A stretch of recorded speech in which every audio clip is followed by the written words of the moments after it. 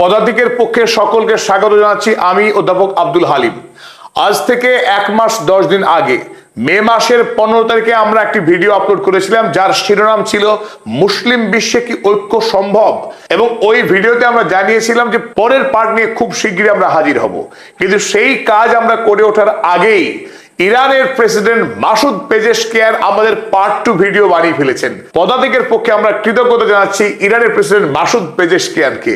যদিও এটা ধৃষ্টতা মনে হতে পারে, কিন্তু গোটা মুসলিম বিশ্ব এতদিন ধরে যে স্বপ্ন দেখে এসেছে যে পৃথিবীর সমস্ত মুসলিম রাষ্ট্রগুলো অন্তত ঐক্যবদ্ধ হবে কিছু মৌলিক প্রশ্নে, আর মুসলিম রাষ্ট্রগুলো নিজেদের মধ্যে অনৈক্যের কারণেই পশ্চিমী বিশ্ব, বিশেষ করে মধ্যপ্রাচ্যে ইসরায়েল রাষ্ট্র এতদিন ধরে নির্বিচারে প্যালেস্টাইন, লেবানন, সিরিয়াতে ধারাবাহিকভাবে গণহত্যা চালিয়ে আসছিল এবং গোটা পৃথিবীতে মুসলিমদের বিরুদ্ধে একটার পর একটা মিথ্যা ন্যারেটিভ ছড়িয়ে গোটা পৃথিবীর মুসলিম জাতিকে অবদমিত করে রাখা হচ্ছিল। সেই দিন এবার শেষ হতে চলেছে। পৃথিবীর উল্লেখযোগ্য মুসলিম রাষ্ট্রগুলো এবার ঐক্যবদ্ধ হচ্ছে, আর তারই ঘোষণা করলেন গতকাল আনুষ্ঠানিকভাবে ইরানের প্রধানমন্ত্রী মাসুদ পেজেশকিয়ান পাকিস্তানে বিদেশ সফরে এসে।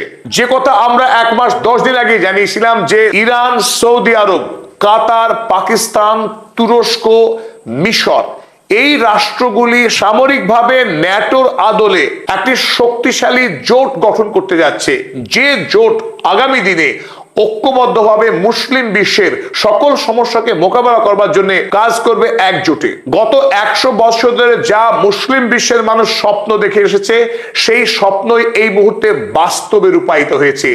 ইরানে অতর্কিতে আমেরিকা এবং ইসরায়েল যখন আক্রমণ করলো, তারপরে ইরান যেভাবে প্রত্যাঘাত করলো আমেরিকাকে, সেদিনই মধ্যপ্রাচ্যে নতুন ভাগ্য লেখা হয়েছিল।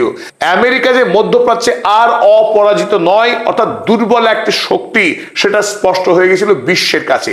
আর বিশেষ করে সৌদি আরব, কাতারের মতো রাষ্ট্র যারা প্রতি বছরে বিপুল পরিমাণে টাকা আমেরিকাকে দিয়ে আসছিল প্রোটেকশন মানি, সিকিউরিটি মানি হিসেবে, তারাও বুঝতে পেরেছিল ইরানই হলো আগামী দিনে মুসলিম বিশ্বের নেতা। ইরানের সঙ্গে না থাকলে মধ্যপ্রাচ্যের কোন রাষ্ট্র সুরক্ষিত থাকবে না। সেই হয়েছিল সূচনা। আর তার সাথে একে একে সৌদি আরব, কাতার, তার সঙ্গে জুড়ে গেল এরদোয়ানের তুরস্ক, ওদিকে আল সিসির মিশর, এবং সর্বোপরি মুসলিম বিশ্বের একমাত্র পারমাণবিক শক্তিধর রাষ্ট্র পাকিস্তান এই জোটে যুক্ত হবার পর একটা নতুন সমীকরণ তৈরি হয়ে গেল।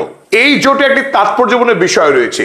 যদিও মধ্যপ্রাচ্যের অধিকাংশ রাষ্ট্র এই জোটে রয়েছে, কিন্তু তাৎপর্যপূর্ণভাবে এই জোটে নেই আরব আমিরাত, নেই বাহরাইন কিংবা কুয়েত। তার কারণ ইরান বা সৌদি আরব তারা সকলেই মনে করে আরব আমিরাত হলো জায়নবাদী রাষ্ট্র, দ্বিতীয় ইসরায়েল। সুতরাং এই দ্বিতীয় ইসরায়েলকে কোনোভাবেই মুসলিম বিশ্বের যে জোট হতে যাচ্ছে সেই জোটে শরিক বানানো যায় না। তাই গতকাল মাসুদ পেজেশকিয়ান পাকিস্তানের ইসলামাবাদে তিনি স্পষ্ট জানালেন, Iran Pezeshkian proposes a united security front of Muslim nations against their enemies. ইরানের রাষ্ট্রপতি মাসুদ পেজেশকিয়ান তিনি প্রস্তাব ব্যক্ত করেছেন যে পৃথিবীর শক্তিশালী মুসলিম রাষ্ট্রগুলো ঐক্যবদ্ধভাবে তারা একটি নিরাপত্তার জোট তৈরি করবে, আর সেই জোট তাদের পশ্চিমী শত্রুদের বিরুদ্ধে ঐক্যবদ্ধভাবে লড়াই করবে। আর এই জোটে কারা কারা আছে মাসুদ পেজেশকিয়ান পরিষ্কার করে উল্লেখ করেছেন সেই সমস্ত রাষ্ট্রগুলির নাম: পাকিস্তান, কাতার, সৌদি আরব, ইজিপ্ট এবং টার্কি। ইরানের সঙ্গে এই 5 রাষ্ট্র মিলিত হয়ে 6টি রাষ্ট্রের একটা মহা জোট তৈরির ঘোষণা করলেন মাসুদ পেজেশকিয়ান। এতদিন ধরে আমেরিকা যুক্তরাষ্ট্র, কানাডা এবং ইউরোপীয় রাষ্ট্রগুলো মিলিতভাবে যে সামরিক সংগঠন নেটো চালিয়ে আসছিল, আর এই নেটোই বিশেষ করে মুসলিম বিশ্বের উপরে আক্রমণ করে একটার পর একটা শাসককে খুন করে, সেই দেশের তেল লুট করে এবং লক্ষ লক্ষ মানুষকে খুন করে আসছিল। সেই অরাজকতার দিন এবার শেষ। আর ইসলামিক ঐতিহ্য মেনেই গতকাল ইসলামাবাদে ইরানের রাষ্ট্রপতি মাসুদ পেজেশকিয়ান বৃক্ষরোপণ করলেন এই অভিপ্সা নিয়ে যে আগামী দিনে এই মুসলিম রাষ্ট্রগুলোর জোট যেন ফুলে ফলে ভরে ওঠে। যেভাবে নবী করিম সাল্লাল্লাহু আলাইহি সাল্লাম শুভ কাজের সময়ে বৃক্ষরোপণ করতেন, সেই ঐতিহ্যই অনুসরণ করলেন ইরানের রাষ্ট্রপতি। চলুন এবার দেখে নেওয়া যাক মূল রসায়নটা, যে যদি এই 6 রাষ্ট্র ঐক্যবদ্ধ হয় তাদের সামরিক এবং অর্থনৈতিক শক্তি ঠিক কি রকম আকার ধারণ করতে পারে। গাজা এবং লেবাননে যেভাবে ইসরায়েল গণহত্যা চালিয়ে আসছে, সেই গণহত্যা কি বন্ধ হবে? সেটা কি এই জোট করতে পারবে? সেই প্রশ্নের উত্তর চলুন খোঁজার চেষ্টা করি এবার। মুসলিম কোয়ালিশনের সবচাইতে উল্লেখযোগ্য রাষ্ট্র এই মুহূর্তে ইরান, তাতে কোনো সন্দেহ নেই, কারণ পৃথিবীতে ইরান এক অলিক ঘটনা ঘটিয়ে ফেলেছে। আমেরিকার মতো সুপার পাওয়ার রাষ্ট্রকে যুদ্ধে অনায়াসে পরাস্ত করেছে। আর ওদিকে রয়েছে সৌদি আরব। পৃথিবীতে যে সমস্ত দেশ তেল বিক্রি করে, তেল রপ্তানি করে, তাদের মধ্যে 1 নম্বর জায়গা সৌদি আরবের। আর এতদিন থেকে বিপুল পরিমাণে তেল, পেট্রোকেমিক্যালস, রাসায়নিক সার বিক্রি করে তাদের অর্থনৈতিক ভান্ডারকে বিরাট শক্তিশালী করে তুলেছে সৌদি আরব। তাই সৌদি আরবের কাছে রয়েছে টাকার শক্তি। দ্বিতীয়ত, গোটা মুসলিম বিশ্বের অবিসংবাদী লিডার এই সৌদি আরব, কারণ এই সৌদি আরবে রয়েছে মক্কা, মদিনা। পিয়ারে নবী হযরত মুহাম্মদ সাল্লাল্লাহু আলাইহি ওয়াসাল্লামের গোটা জীবন যে দেশে কেটেছে, সেই দেশের প্রতিটি জায়গায় পবিত্র মনে করে গোটা মুসলিম বিশ্ব। তাই সৌদি আরব গোটা বিশ্বের মুসলিম সম্প্রদায়কে ঐক্যবদ্ধ করার ক্ষেত্রে সবচেয়ে শক্তিশালী। তাই ইরান একদিকে মিলিটারি পাওয়ার, অন্যদিকে সৌদি আরব স্পিরিচুয়াল পাওয়ার, আধ্যাত্মিক শক্তি। এই দুই শক্তি এক জায়গায় হলে এক অনন্য রসায়ন তৈরি হবে, আর এই জোটকে পরাস্ত করা অত্যন্ত দুরূহ। তবে তার সঙ্গে যুক্ত হয়েছে পাকিস্তান। পাকিস্তান আর্থিক দিক থেকে দুর্বল হলেও পাকিস্তান রাষ্ট্রের কাছে রয়েছে পারমাণবিক শক্তি। পৃথিবীর একমাত্র মুসলিম রাষ্ট্র যার কাছে রয়েছে পারমাণবিক অস্ত্র। আর এই বলেই বর্তমানে গোটা মুসলিম রাষ্ট্রগুলোর কাছে অত্যন্ত জনপ্রিয়, তার কদর বেড়েছে পাকিস্তান রাষ্ট্রের। এমনকি সাম্প্রতিক সময়ে আমেরিকার সঙ্গে ইরানের যে MOU স্বাক্ষরিত হলো, সেই মৌ স্বাক্ষরের ক্ষেত্রে পাকিস্তান অত্যন্ত গুরুত্বপূর্ণ ভূমিকা পালন করেছে। আমেরিকার রাষ্ট্রপতি, উপরাষ্ট্রপতি ভূয়সী প্রশংসা করছে পাকিস্তানের শাসকদের, শেহবাজ শরীফ কিংবা আসিফ মুনির। স্বাভাবিকভাবে এই মুহূর্তে ভূ রাজনীতিতে পাকিস্তানের গুরুত্ব আগের চাইতে অনেক গুণ বৃদ্ধি পেয়েছে। সেই পাকিস্তান রাষ্ট্র কিন্তু এই ইরান, সৌদি আরব মুসলিম কোয়ালিশনের অন্যতম মুখ হয়ে উঠছে। চতুর্থ গুরুত্বপূর্ণ রাষ্ট্র নিঃসন্দেহে এরদোয়ানের তুরস্ক। তুরস্ক যেটা মুসলিম বিশ্বের কাছে অন্যতম আবেগের জায়গা। অটোমান সাম্রাজ্য একটা সময় ইউরোপ মহাদেশকে শাসন করেছে, এশিয়া মহাদেশের বিস্তীর্ণ অংশ শাসন করেছে। তাই গোটা পৃথিবীতে মুসলিম ঐতিহ্য, সংস্কৃতিকে ছড়িয়ে দেওয়ার ক্ষেত্রে অটোমান সাম্রাজ্যের কোনো জুড়ি পাওয়া ভার। এই অটোমান সাম্রাজ্য রোমান সাম্রাজ্যকে ধ্বংস করে তৈরি হয়েছিল। তাই মুসলিম সম্প্রদায়ের একটা বাড়তি আবেগ রয়েছে অটোমান সাম্রাজ্যের সঙ্গে, এই তুরস্কের সঙ্গে। আর পাশাপাশি তুরস্কের ভৌগোলিক অবস্থান এত গুরুত্বপূর্ণ, এশিয়া এবং ইউরোপের সংযোগস্থলে এই তুর্কি রাষ্ট্র। তাছাড়া তুরস্ক নেটোর সদস্য, তাই নেটোর শক্তি, সমস্ত ইনফরমেশন তুরস্কের কাছে রয়েছে। মিলিটারি প্রশিক্ষণে পৃথিবীর অন্যতম শক্তিশালী রাষ্ট্র তুরস্ক। আর বর্তমানে যে ড্রোন টেকনোলজি, আধুনিক যে যুদ্ধাস্ত্র, সেই যুদ্ধাস্ত্রের তৈরির ক্ষেত্রে তুর্কি পৃথিবীর মধ্যে অন্যতম শক্তিশালী রাষ্ট্র। তাই এই কোয়ালিশনে যেহেতু তুরস্ক যুক্ত হয়েছে, সুতরাং একদিকে ইরানের অসম্ভব ড্রোন এবং মিসাইলের শক্তি, আর তার সঙ্গে তুরস্কের শক্তি যুক্ত হয়ে গেল। পাশাপাশি আরো দুটি গুরুত্বপূর্ণ রাষ্ট্র হচ্ছে এই জোটে। একদিকে কাতার। কাতার মাত্র কয়েক বছর আগেই ফুটবল বিশ্বকাপ আয়োজন করে গোটা পৃথিবীকে তাক লাগিয়েছে। এই কাতারেই আল জাজিরা নামক একটি টেলিভিশন নেটওয়ার্ক স্থাপন করে BBC, ইংল্যান্ডের সুপ্রাচীন সংবাদ সংস্থা BBC কে টক্কর দিয়ে পরাস্ত করেছে। এমনকি আমেরিকার প্রথম সারির যত মিডিয়া হাউস আছে তাদের প্রত্যেককে ঘোল খাইয়ে ছাড়ছে কাতারের আল জাজিরা।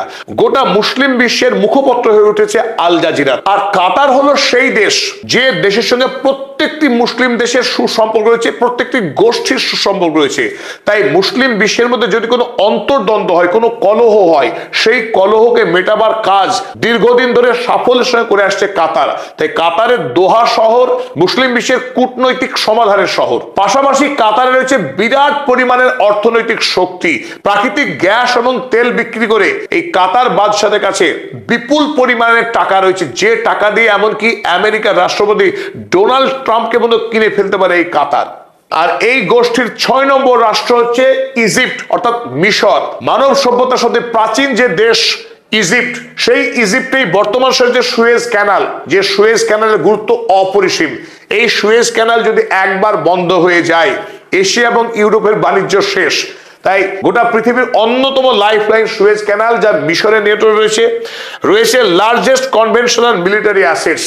মুসলিম বিশ্বের সবচেয়ে বৃহত্তম সামরিক শক্তি রয়েছে এই দেশের, 9 লক্ষের অধিক সৈন্যবাহিনী রয়েছে মিশরে। কিন্তু তার চাইতেও গুরুত্বপূর্ণ বিষয়, এই মিশরের সৈন্যবাহিনীর কাছে রয়েছে প্রচুর পরিমাণে সামরিক সরঞ্জাম, সামরিক গাড়ি, গোলা বারুদ, ট্যাঙ্ক, মর্টার লঞ্চার থেকে শুরু করে যুদ্ধক্ষেত্রে সরাসরি যদি যুদ্ধ করতে হয় সৈন্যবাহিনীর সঙ্গে সৈন্যবাহিনীর, সেই যুদ্ধে মিশরকে চ্যালেঞ্জ করার মতো মুসলিম বিশ্বে অপর কোনো দেশ নেই। সুতরাং আমরা কিছু পরিসংখ্যানকে এক জায়গায় করে স্পষ্টই দেখতে পাচ্ছি যে এতদিন ধরে আমেরিকা এবং ইংল্যান্ড তারা গোটা মুসলিম বিশ্বের উপরে যেভাবে অরাজকতা সৃষ্টি করেছে, শোষণ এবং অন্যায় করে এসছে, সেই শোষণকে অনায়াসেই বন্ধ করা যেত যদি মুসলিম রাষ্ট্রনায়করা ঐক্যবদ্ধ হতে পারতেন তাদের ক্ষুদ্র ইগো এবং স্বার্থকে ত্যাগ করে। কিন্তু গাজা ভূমিতে 2023 সালের পর থেকে যেভাবে ইসরায়েল ধারাবাহিক গণহত্যা চালিয়ে এসেছে, আজও যেভাবে সেখানকার মানুষদেরকে উকুন মারার মতো খুন করছে ইসরায়েল, 17 লক্ষের মতো মানুষকে খাদ্য, পানীয় জল, বিদ্যুৎ, বেঁচে থাকার জন্য ন্যূনতম যেটুকু পরিষেবা দরকার, হাসপাতাল বা ঔষধের সমস্ত সুবিধা বঞ্চিত করে এই বিরাট ফিলিস্তিনি জনতাকে খুন করছে ইসরায়েল। ওদিকে ওয়েস্ট ব্যাংকে প্রতিদিন নতুন নতুন এলাকা দখল করছে ইসরায়েল। লেবাননে গত 3 মাস ধরে যে বর্বরচিত কায়দায় খুন করছে ইসরায়েল, এই গণহত্যাকে বন্ধ করতে গেলে মুসলিম বিশ্বের ঐক্যবদ্ধ হওয়া ছাড়া দ্বিতীয় কোনো পথ খোলা নেই। তাই ইসরায়েলে এই বর্বরতাকে বন্ধ করতে গেলে মুসলিম বিশ্বের ঐক্য অত্যন্ত গুরুত্বপূর্ণ। ওদিকে ইসরায়েল তারাও এক নতুন খেলায় নেমেছে। লেবাননে যেহেতু আক্রমণ করতে পারছে না, কারণ আমেরিকা, ইরান তারা চুক্তিবদ্ধ হয়েছে এই শর্তে যে লেবাননে হত্যা বন্ধ করতে হবে। নতুন করে যে ডিকনফ্লিকশন সেল তৈরি করেছে এই রাষ্ট্রগুলো মিলিতভাবে, তারপরে আমরা দেখছি ইসরায়েল কিছুটা হলেও শান্ত হয়েছে আমেরিকার চাপে পড়ে। তাই নতুন করে ইসরায়েল এখন শুরু করেছে সুন্নি বিশ্বের দিকে তাকাতে। এবার থেকে সিরিয়া, তুরস্ক এবং মিশর, এই 3টে দেশকে আক্রমণ করতে চাইছে ইসরায়েল। তারা নতুন করে বৈঠক করে তাদের এই বৈদেশিক যুদ্ধনীতিকে তারা তৈরি করেছে। আর এই আক্রমণে যদি ইসরায়েল নামে, মুসলিম বিশ্ব আজ যেভাবে ঐক্যবদ্ধ হয়েছে, ইসরায়েলকে অনায়াসেই থামিয়ে দেওয়া যাবে। শুধু ইসরায়েল নয়, গোটা পৃথিবীকে মুসলিম বিশ্ব এক লহমায় থমকে দিতে পারবে, পৃথিবীর সভ্যতাকে দাঁড় করিয়ে দিতে পারবে। কারণ ইরানের হাতে রয়েছে হরমুজ প্রণালী, মিশরের হাতে রয়েছে সুয়েজ ক্যানাল, ওদিকে ইয়েমেনের হুথির নিয়ন্ত্রণে রয়েছে লোহিত সাগর, ওদিকে তুরস্কের হাতে রয়েছে বসফরাস প্রণালী। এই এতগুলো ক্রিটিক্যাল জলপথকে যদি বন্ধ করে দেয় মুসলিম বিশ্ব, অর্থাৎ এই কোয়ালিশন, তাহলে গোটা পৃথিবীর সমস্ত সামুদ্রিক বাণিজ্য একদিনেই থমকে যাবে, পৃথিবীর অর্থনীতি বন্দী হয়ে যাবে। শুধু ইসরায়েল বা আমেরিকা কিংবা ইউরোপ, পৃথিবীর যে দেশই হোক, মুসলিম বিশ্বকে আক্রমণ করতে এলে 7 বার ভাবতে হবে। এক ইরান যদি হরমুজ প্রণালী বন্ধ করে আমেরিকাকে পায়ের নিচে আনতে পারে, তাহলে মুসলিম বিশ্ব ঐক্যবদ্ধ হলে গোটা পৃথিবীর আর কোনো পথ থাকবে না মুসলিম বিশ্বের কাছে আসা ছাড়া।